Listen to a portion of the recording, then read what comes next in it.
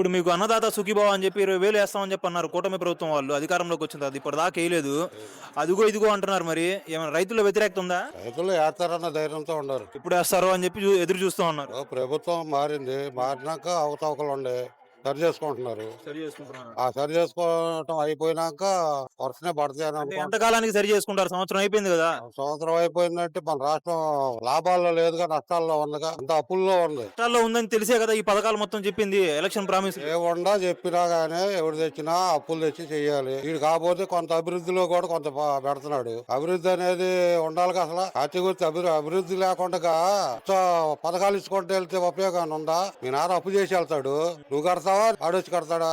మనమే కట్టాలి. ఎవడు అప్పు చేసినా మనమే కట్టాలిగా. అదేదో కంగారు పడకుండా నిదానం చేస్తాడు. అభివృద్ధిలో కొద్దిగా ఆదాయం తెచ్చుకొని ఈ పథకాలు కూడా చేస్తాడని నమ్మకం ఉంది. మరి తల్లికి వందనం డబ్బులు పడుతున్నాయంట. మరి పడ్డాయా పిల్లలకి, లేకపోతే ఆగినాయా? ఎవరికైనా ఎక్కువ మందికి ఆగినాయా, వచ్చినాయా? వరకే పడ్డాయి. ఎంత పడ్డాయి?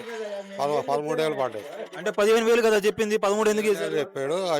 స్కూల్ రిపేర్లకి 2,000 అన్నాను. అంటే వీళ్ళు ఇంతకుముందు జగన్ గారు అప్పుడు 15,000 చెప్పి 14, 13 అలా ఇచ్చుకుంటా వస్తే వేలెత్తి చూపించారు కదా.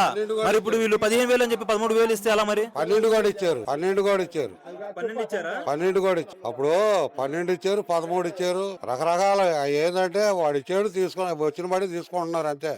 డబ్బుకు అలవాటు పడ్డారు జనం కూడా. ఎవడు ఎక్కువ ఇస్తాడా రూపాయి అనేది అంటే ఉండరు. కానీ అప్పు చేసి మన మీద అనేది తెలియట్లా. ఆడిచ్చాడు ఈడిచ్చాడు అని మటుకు గొప్పగా ఉంది. ఏ పదవి ఇచ్చినా అభివృద్ధి పదవంలో అభివృద్ధి చేసుకుంటా ఇస్తే అది గొప్పతనం. కానీ అభివృద్ధి లేకుండా కానీ పథకాలు పంచుతాను నేను అప్పులు కాదంటావు.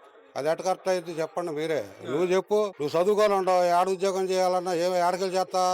ఇతర రాష్ట్రాలు వెళ్ళి చేయాలి. మన రాష్ట్రంలో ఏమైనా ఉందా? ఒక కంపెనీ వచ్చిందా? వచ్చిన కంపెనీ ఇప్పుడు వస్తున్నాయా? ఇప్పుడు వస్తున్నాయి అని అంటున్నారు. ఇంకా మొదలవ్వలేదు, వస్తున్నాయి చేస్తాం అంటున్నారు. అమరావతి 3 ఏళ్ళలో కడతామన్నారు. మరి 3 ఏళ్ళు అయిద్దా? 3 ఏళ్ళు ఎట్ట అయింది? చంద్రబాబు నాయుడు గారు చెప్పారు, నారాయణ గారు చెప్పారు 3 ఏళ్ళలో కట్టి చూపిస్తాం. వాళ్ళు చెబుతారు. ఇప్పుడు పోయిన ప్రభుత్వం పోలవరం ప్రాజెక్టు సంవత్సరాలు అయిపోద్దని అన్నారు. 21కి అయిపోద్ది అన్నారు. ఇప్పుడు వరకు అయిందా? అది అంతే ఉంటది. ప్రభుత్వంలో రూపాయి టర్న్ ఓవర్ అవుతా ఉండాలి. ఆ టర్న్ ఓవర్ బట్టి ఆ పనులు అవుతాయి. ఆ పనులు అనేది ఇటు నిదానంగా చేస్తాడనే నమ్మకం ఉంది. మొత్తంగా ఈయన చేసిన పరిపాలన, సంవత్సర పరిపాలన ఎలా ఉంది? సంతృప్తికరంగా ఉందా, లేకపోతే ఇంకా ఏమైనా కరెక్ట్ చేసుకోవాలా? మామూలుగా ఈ తల్లికి వందనం ఇచ్చాడు కాబట్టి ఇప్పుడు 18 సంవత్సరాల వాళ్ళకి 15,000 వేస్తానన్నాడు. అది వేయలా. మరి అది తర్వాత వచ్చింది బస్సు అన్నాడు. ఆగస్టు 15 నుంచి అంటున్నారు. ఆగస్టు 15 అన్నాడు. చూడాలి. అది పథకాలు చూసిన తర్వాత ఒక అంచనాకు వస్తారంటారు ప్రజలంతా. మరి పథకాలు అనేవి అన్ని ఒకేసారి కావాలంటే కావు కదా. ఇప్పుడు ఆ ప్రభుత్వంలో ఉండా నిదానంగానే అయినాయి. ఒకేసారి అన్నాయని రాలేదు కదా. కానీ ఇది కూడా కొన్నాళ్ళు చూద్దాం. అంటే ఇప్పుడు ఈ పథకాలు మొత్తం అమలు చేసినా గానీ జనాలు ఓట్లు వేస్తారని గ్యారంటీ ఏంటి? గ్యారంటీ ఏంటి అంటే దానికి మనం ఎవడి చెప్పలేం. ఆ ఏళ నువ్వు 4 ఏళ్ళు అన్నది 5 ఏళ్ళు ఇస్తే నీకే పడిద్ది. డబ్బు ఎవడు ఇస్తే ఆడే. ఈడు పనులు చేస్తాడా, ఈడు పనులు చేయడా, ఈడు మంచోడా చెడ్డోడా అనే చూసేవాడు ఎవడు లేడు. ముందంతా చేసినా వేస్ట్ అంటావు. ఆ టైంకి ఎవరు ఎక్కువ ఇస్తే వాళ్ళే అంతే. ఆ ఏళ్ళ రూపాయి ఎవడు ఇస్తే ఆడే. ఇవాళ ఉండ జనంలో అట్ట అలవాటు అయిపోయారు. రూపాయికి అలవాటు అయ్యారు. ఆ రూపాయికి అలవాటు అయ్యి ఆ రాష్ట్రం ఎట్ట బాని, దేశం ఎట్ట బాని వాడికి అనవసరం చేశారు. అదే అలవాటు చేశారు. అదే ఇది వరకే పంచాయతీకి 15 పైసలు ఇచ్చారు.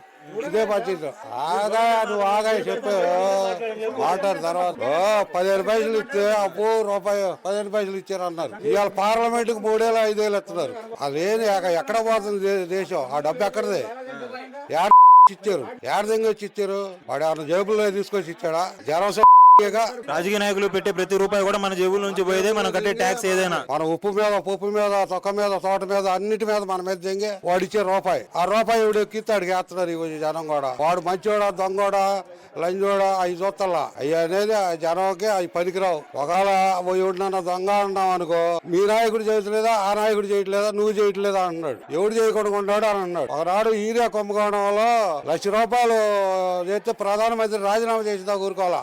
రాజీనామా చేసి వెళ్ళాడు. అప్పట్లో అలా జరిగే రాజకీయాలు అట్లా జరిగాయి. ఇవాళ 1,000 కోట్లు దగ్గర కానీ నువ్వు ఇంకో అనే మాట వస్తుంది. అంతేగాని వాడు తప్పు చేసాడు అనే దాన్ని ఒప్పుకోవట్లా. ఎందుకంటే నా నాయకుడిని తప్పు అంటే మళ్ళీ బాగోదని. అది పదేశం ఇవాళ ఉన్న పదేశం. అయితే ఇప్పటికి ఎన్ని మార్కులు ఇచ్చాంటావు ఈ ప్రభుత్వానికి? ఏ మార్కులు? ఒక సంవత్సరం పరిపాలనలో ఎన్ని మార్కులు ఇచ్చారు? సంవత్సరం పరిపాలనలో ఎన్ని మార్కులు అనేది కాదు. 75 ఇచ్చు.